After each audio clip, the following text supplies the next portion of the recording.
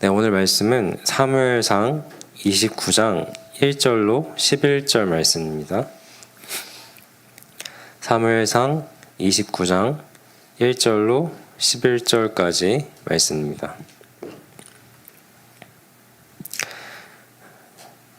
네, 그럼 저와 한 절씩 교독하시도록 하겠습니다.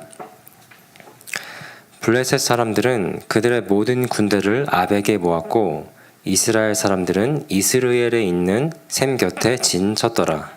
블레셋 사람들의 수령들은 수백 명씩 수천 명씩 인솔하여 나아가고 다윗과 그의 사람들은 아기스와 함께 그 뒤에 나아가더니 블레셋 사람들의 방백들이 이르되 이 히브리 사람들이 무엇을 하려느냐 하니 아기스가 블레셋 사람들의 방백들에게 이르되 이는 이스라엘의 왕 사울의 신하 다윗이 아니냐. 그가 나와 함께 있은지 여러 날 여러 해로되 그가 망명하여 온 날부터 오늘까지 내가 그의 허물을 보지 못하였노라. 블레셋 사람들의 방백들이 그에게 노한지라.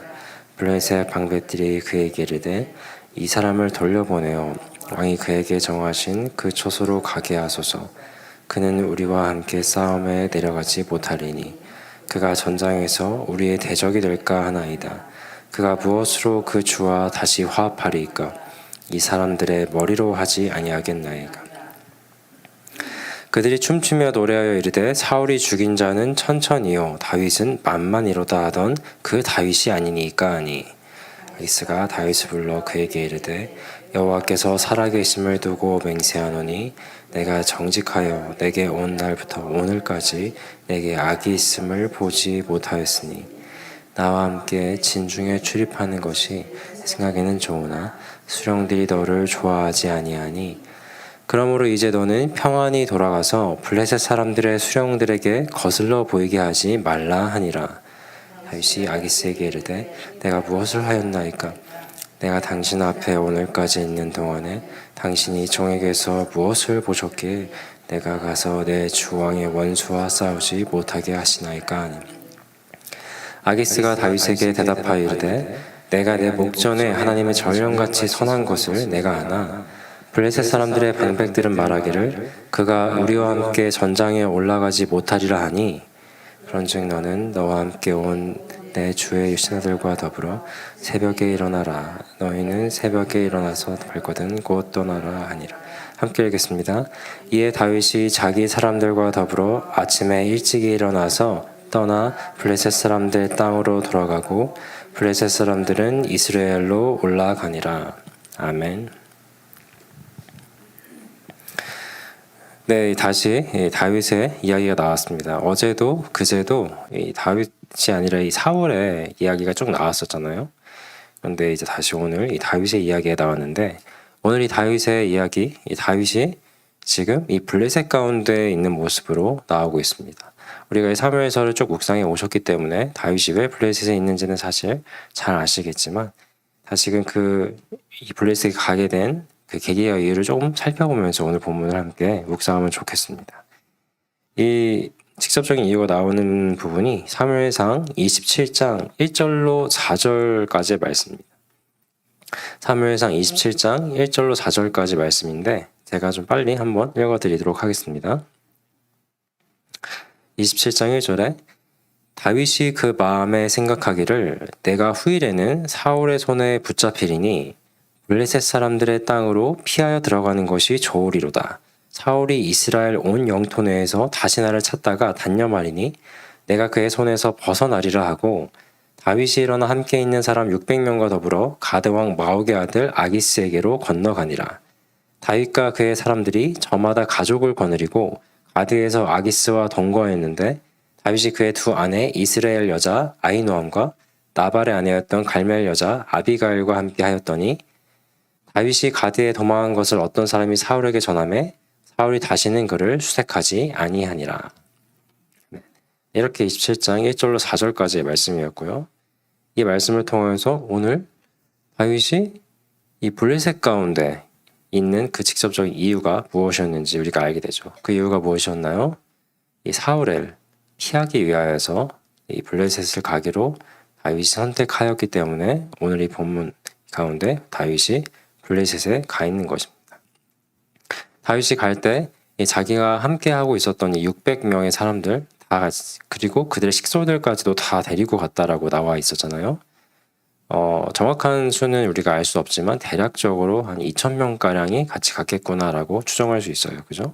남자만 600명이었으니까요.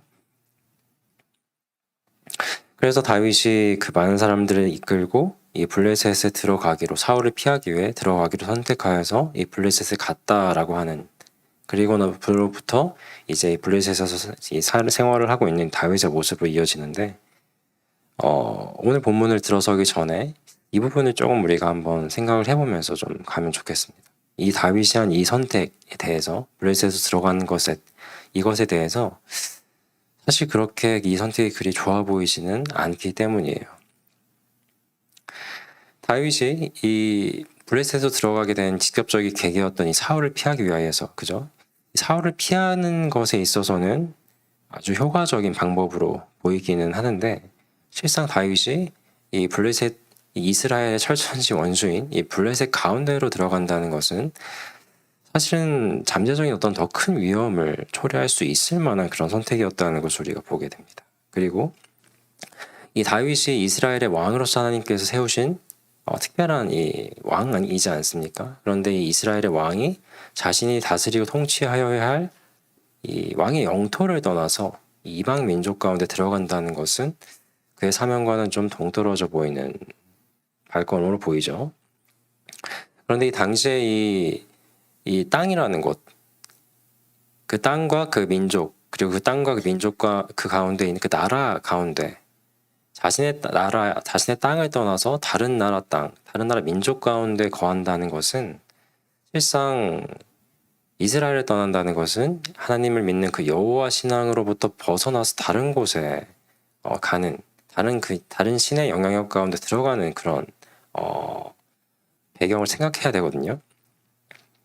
그래서 이 사무엘상 26장 19절에 보면은 26장 19절 그쪽을 보면은, 그래서 예전에 이 다윗이 사울의 옷자락을 베고 애가 당신을 해하지 않았습니다 하면서 이렇게 서로 외쳐서 이렇게 서로 소통할 때 26장 19절 중반부터 보면 다윗이 이런 말을 하거든요. 저한테 되게 왜 그러십니까? 그러면서 혹 이제 만일 자신을 이게 좋지 않게 말하는 사람들이 있다고 한다면, 만일 사람들이면 그들이 여호와 앞에 저주를 받으리니 이는 그들이 이르기를 너는 가서 다른 신들을 섬기라 하고 오늘 나를 쫓아내어 여호와의 기업에 참여하지 못하게 함이니이다. 이제 이런 말을 다윗이 사울에게 하는데, 이 이스라엘 가운데서 떠나게 되는 그 상황이 여호와의 신앙으로부터 벗어나게 만드는 그런 것을 초래한다라는 이런 이 배경 가운데 하는 말이거든요. 그래서 이 다윗이 이스라엘을 떠나 블레셋으로 가게 되는 그 모습이 이게 썩 좋은 선택으로 보이지 않게 되는 것에 이런 이유기도 한데, 그런데 사실 이게 좋지 않은 선택이었겠구나라고 하는 가장 큰 이유는, 묵상 가운데 알게 되는 가장 큰 이유는, 다윗이 이 가드로 들어갈 때 하나님께 여쭙지 않고 자신의 이 생각과 뜻 가운데 가는 그런 모습을 보이거든요. 자신의 생각이나 어떤 지혜를 의지하면서 가는 것으로 보이기 때문에 하나님께 여쭙지 않고 이 블레셋으로 들어가고 있는 이 모습을 보이기 때문에 이 블레셋으로 들어간 이 다윗의 선택이 좋아 보이지 않는 것입니다. 근데 아주 놀라운 것은 아시죠? 아시겠지만 다윗이 블레셋 가드로 가는 게 이번이 처음이 아니죠. 지금이 두 번째로 이렇게 들어가게 돼서 이렇게 쭉 있게 된 된 것이잖아요. 그럼 다윗이 처음에 블레셋 가드로 갔을 때 그때 어땠냐?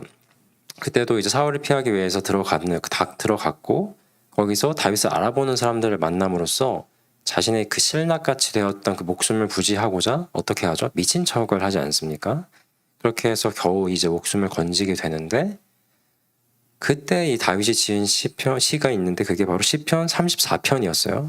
근데 이 시편 34편의 내용은 이 아주 참 처절한 가운데 정말 이 목숨이 경가에 놓인 가운데 미친 척까지 하게 되는 이 아주 정말 자괴감이 들고, 그죠? 정말 이 처참한 가운데 있는데 그 가운데 목숨을 부지하고 하나님의 구원을 경험하고 나서 하나님 이 시편 34편은 정말 하나님께 그 하나님에 대한 그 깊은 위대함과 감사함과 은혜를 묵상하게 하게끔 만들어주는 그런 시편이거든요. 그러면 이제 이 장면을 보았을 때 다윗이 그때 처음으로 블레셋 가드에 가서 그때 이제 하나님의 구원을 경험하면서 하나님에 대한 깊은 그 체험을 하면서 거기서 되게 신앙적으로 성숙해져 더 갔겠구나라는 것을 우리가 알게 되는데 그것의 그 큰 바로 이제 그 일이 있은 직후에 바로 나오는 게 그 사건이 그 그일라 전투거든요. 그 다윗이 이 그일라 그 타작마당에 블레셋이 침노하여가지고 그들을 괴롭히고 있다라는 거, 힘들게 하고 있다는 거 소식을 들었을 때 그때 그 다윗은 이 처음 블레셋 가드에 갔다가 미친 척하고 살아 나왔을 그때 하나님의 영광을 찬양하고 그리고 나서 직후에 이 글리앗 전투를 겪음했을 때 이때 이 다윗이 어떻게 하는지 그때 저와도 말씀을 나눴었죠. 기억하실 겁니다. 어떻게 하죠? 자신의 생각이나 이런 지혜를 의지하고 선택하는 게 아니라 여호와께 묻자와 이르되 이렇게 나와요. 주님 제가 그일라를 구원하러 가도 되겠습니까? 이렇게 묻거든요.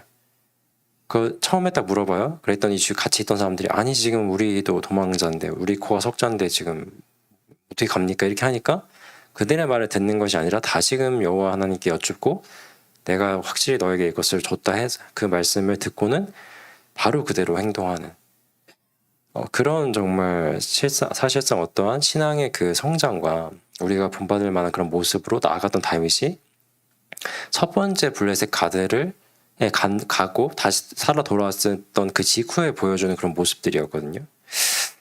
그래서 그거를 우리가 생각할 때 이 오늘 가드에 가 있는 다윗의 모습이 조금 머리를 갸우뚱하게 하는 것이죠. 이번에는 왜 여쭙지 않고 자신의 생각 가운데 그때와 동일하게 사울을 피하기 위해서 이렇게 다윗이 갔던 것일까? 그때는 뭐 혈혈단신 혹은 이제 뭐 몇몇 수행하는 사람이 같이 있었을 수 있는데 그때는 이제 그렇게 갔었는데 지금은 거의 약 2,000명에 가까운 사람들을 데리고 이거는 작은 결정이 아니었죠. 그들을 이끌고 이렇게 들어갈 때 왜 자신의 생각만 의지하고 하는 것처럼 보이는가라는 이제 그런 생각을 해보게 되는 것입니다. 그리고 나서 지금 서두가 굉장히 길었는데요. 그리고 나서 이 오늘 본문을 맞이하게 돼요. 이런 선택 가운데 앞으로의 그 길이 그리 좋아 보이지는 않을 수 있었는데 이 오늘 본문을 통하여서 정말 오히려 더 큰 위기 가운데 놓이게 된 것을 우리가 보게 돼요. 이 블레셋과 이스라엘의 전쟁이 터지게 되고 이 아기스와 함께 블레셋 진중 가운데 있는 이 다윗은 정말 이러지도 저러지도 못하는 상황 가운데 놓이게 되었잖아요. 이 오늘 본문을 통해서 보면 아기스를 도와서 이스라엘을 함께 치자니 앞으로 이 이스라엘의 왕으로서 그들을 보호하고 다스려야 할 사명을 가진 사람으로서 도저히 그럴 수는 없는, 도저히 그들을 칠 수 없는 이제 그런 사람인데 그렇다고 해서 이 아기스를 돕지 않고 이스라엘을 공격하지 않는다고 한다면 지금 다윗이 혼자 왔습니까? 2,000명 가까이 되는 이 많은 수의 사람들이 이 블레셋 한가운데 있는데 사방에서 우겨싸움을 당하여서 그 목숨을 잃는 것은 순식간일 것이에요. 그러니까 지금 이 상황은 도저히 길이 안 보이는 상황 가운데 그냥 저도 우리가 이 본문의 내용과 앞으로의 일을 알기 때문에 차분히 읽을 수 있지만 그 내용을 모른다고 한다면 이건 도무지 방법이 없는 상황이거든요. 그야말로 이 진퇴양난의 위기를 처하게 되는데 그래서 이 부분을 보면서 이전에 있었던 방금 제가 서두에 말씀드린 그런 것들 쭉 생각하게 되면서 더욱더 큰 위기를 초래하게 되는 모습을 보게 되는 것입니다. 그래서 이쯤에서 우리가 좀 한 가지 적용을 좀 생각해 볼 수가 있는 것 같아요. 우리가 이 사무엘서를 묵상하면서도 때때로 나누기도 하고 생각했던 부분이기도 해요. 사실은 정말 나의 생각이나 지혜나 이런 것을 의지할 것이 아니라 정말 이 하나님께 먼저 여쭙고 그 뜻 가운데 먼저 나아갈 수 있어야 되겠구나라는 것을 다시금 확인을 하고 보게 되는 거예요. 고린도전서 3장 18절 19절을 보면은 제가 빨리 한번 읽어드릴게요. 너희 중에 누구든지 이 세상에서 지혜 있는 줄로 생각하거든 어리석은 자가 되라. 그리하여야 지혜로운 자가 되리라. 이 세상 지혜는 하나님께 어리석은 것이니 기록된 바 하나님은 지혜 있는 자들로 하여금 자기 꾀에 빠지게 하시느니라 하였고, 사실 다윗이 이 말씀 가운데 있는 사람들처럼 그렇게 완악하고 잘못된 사람이라고 말하려고 이 본문을 이 고린도전서 부분을 읽은 것은 아니에요. 그런데 하나님의 그 뜻을 생각하고 나아가기보다 어떤 자신의 생각과 꾀나 어떤 그 지혜를 의지할 그때 그 맥락을 통해서 볼 때에는 그것이 하나님 보시기에 좋지 않다는 것과, 그리고 우리 스스로 더 큰 위기를 초래할 수 있다는 것을 생각하게 되는 거예요. 사실 다윗이 이렇게 결정해서 블레셋 가드로 갔을 때 처음에 그의 그 결정은 상당한 효력이 있었어요. 사울이 그를 쫓기를 그쳤다라고 말씀이 나오거든요. 처음에는 이것이 당면한 문제를 해결하는 듯 보였으나, 그러나 그것은 좋은 선택은 사실 아니었고,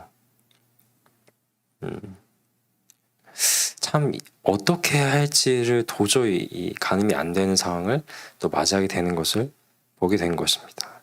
그런데 이것이 하나님을 잘 모르는 사람이라기보다는 하나님을 또 여러 번 경험하고 잘 아는 사람들, 우리 같은 오랫동안 신앙생활 하신 그런 분들 가운데서도 이런 어려움이 생길 수 있다는 것을 다윗을 통해서도 우리가 보게 되는데요. 그래서 우리가 나아갈 그때 정말 하나님을 더욱더 먼저 생각하고 하나님께 엽줄 수 있는 그런 사람이 되어야겠구나 먼저 좀 생각을 해보게 되는 것입니다. 그러한 저와 여러분 되시기를 간절히 소망합니다. 그리고 우리가 좀 이제 이 본문 이 내용을 좀 더 자세히 살펴봐야 되겠죠. 네. 이 본문 이 시간 관계상 이제 많이는 아니겠지만 많이 이렇게 오랫동안 볼 수는 없지만, 오늘 이제 이 본문을 보면은 와, 이렇게 정말 어떻게 할지를 모르는 이 상황을 어떻게 해야 되나 하는 이 상황을 어떻게 이제 하나님께서 그에게 구원을 베푸시고 그를 건져 주시는지에 대한 그 내용이 이제 오늘 이 본문인 것이죠. 우리가 이제 이 본문을 읽었죠. 다윗이 참 용장이고 그는 아주 이제 위험 요소다 우리의 전쟁에 있어서, 이렇게 먼저 말하고 나오는 것이 다윗도 아기스도 아니라 함께 하고 있었던 블레셋 이 방백들로부터 이제 이런 말이 나오게 되죠. 그들이 이렇게 다윗을 아주 위험 요소로 볼 수밖에 없었던 것은 그들이 사실 한번 이러한 경험이 있어요. 예전에 요나단이 이 블레셋을 치러 딱 일어나 갔을 때, 그때 이제 사무엘상 14장 21절 22절 쪽을 보면은 어떻게 나오냐면은, 이 전에 블레셋 사람들과 함께하던 히브리 사람이 사방에서 블레셋 사람들과 함께 진영에 들어왔더니 그들이 돌이켜 사울과 요나단과 함께한 이스라엘 사람들과 합하였고, 에브라임 산지에 숨었던 이스라엘 모든 사람도 블레셋 사람들이 도망함을 듣고 싸우려 나와서 그들을 추격하더라. 그들 가운데 있던 이 히브리 사람들, 이스라엘 사람들이 그들에게 아주 치명적으로 또 이렇게 적이 되었던, 이미 이런 경험이 또 있다 보니까 그들이 이제 다윗을 경계하는 것이 상당히 일리가 있거든요. 그리고 저가 그 사울의 그의 그 장군이었지 않냐. 그가 만약에 이스라엘로 달려간다면 우리의 목보다 우리를 쳐서 그렇게 해서 돌아간 것만큼 좋은 방법이 또 어디 있겠느냐. 이렇게 하면서 다윗을 거절하는 이 방백들의 모습이 나오는데, 이 방법이 이렇게 나와 있는 이 모습들이 굉장히 현실적인, 그리고 굉장히 일리가 있는 모습으로, 그러나 정말 생각지도 못했던 방법으로 이렇게 나타나고 있는 것을 우리가 보게 돼요. 그래서 다윗이 오히려 아주 의기양양하게 내가 대체 뭘 잘못했길래 이럽니까? 이렇게 큰 소리 치면서 그리고 나서 이제 다시 시그락으로 돌아가게 되는 그런 장면으로 마무리 지어지잖아요. 이때 다윗이 돌아갈 때 얼마나 그 마음이 다행이다 이러면서 돌아갔을지 상상이 되는데, 이렇게 전혀 생각지도 못했던 방법 가운데 하나님께서 이들을 건져주신, 이 다윗과 이 사람들을 건져주시는 모습을 오늘 보게 됩니다. 그래서 이 모습을 통해서 우리가 때때로 우리의 뜻과 생각 가운데 스스로 자초한 어떤 어려움들이 발생할 수 있는데, 그럼에도 불구하고 하나님께서는 정말 은혜 가운데 건져주시는 분이라는 것을 또한 보게 돼요. 그래서 다시금 하나님의 은혜를 생각하게 되는 것이죠. 근데 높아심에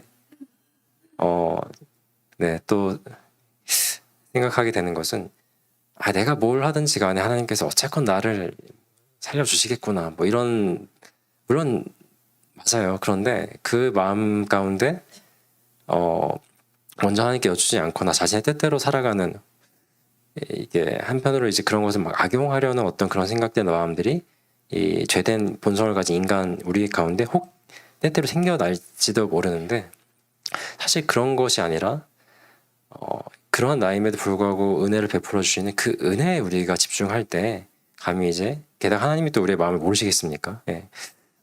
그런 거에 집중하여서 이 하나님의 그 은혜 베풀어 주심을 우리가 감사함으로 잘 받고 의지하며 나아갈 수 있어야 되겠죠. 그런데 오늘 마지막으로 근데 우리가 주목해야 할 부분은, 다윗이 이전까지 얼마나 그 믿음의 모습을 많이 보여줬습니까? 와, 이런 사람이 지금 이 그동안에 나온 다윗의 모습만 보아도 이 정도의 신앙을 내가 가질 수 있겠는가 싶을 정도로 참 멋진 그 믿음의 모습을 보여주는데, 그럼에도 다윗 또한 연약한 죄성을 가진 인간으로서 이런 부족하거나 또 경계해야 될 모습들을 보여주고 있어요. 그래서 우리도 이 주님 안에서 신앙생활을 오래 하고 계시는데,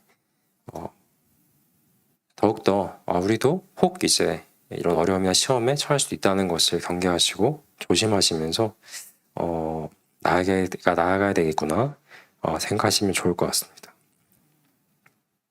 우리의 삶이 그런 것 같습니다. 그 신앙이 이게 막 잘 이렇게 올라가는 것 같이 스스로도 막 느껴지다가도 순간에 무너지고 막 그냥 밑바닥으로 가는 것 같기도 하고, 그랬다가 다시 또 올라가기도 하고, 그랬다가 또 내려가는 것 같기도 하고, 이게 반복되다 보니까 그런 나의 모습을 볼 때 어떤 때는 막 너무 견디기가 막 어렵다가도, 또 어떤 때는 뭐 인생이 뭐 내가 뭐 이렇지 이러면서 그냥 또 포기하듯 그렇게 되기도 할 때도 있고,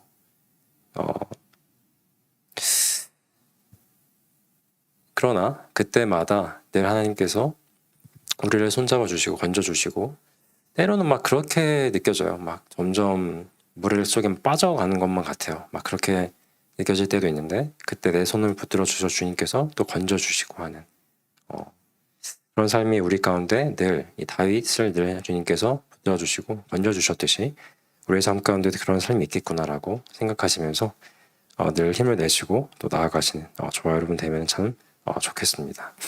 이제 함께 기도로 나아가도록 하겠습니다. 오늘 말씀을 우리가 묵상하시면서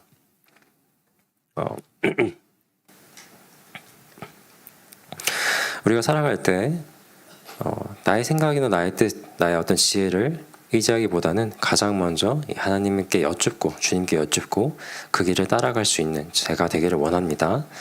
도와주옵소서. 그렇게 나아가시기를 기도하시면서, 내가 혹 잘못된 길로 나아갈지라도, 내가 혹 내가 자처한 어떤 위기 가운데 처하게 될지라도, 그때에도 주님께서 나에게 은혜를 베푸시고 나를 건져주실 것을 제가 끝까지 믿습니다. 주님, 늘 저와 함께하여 주옵시고 은혜 가운데 붙들어 주옵소서. 이렇게 기도로 나아가시는 그런 시간 되기면 좋겠습니다. 우리 함께 통성으로 기도하겠습니다.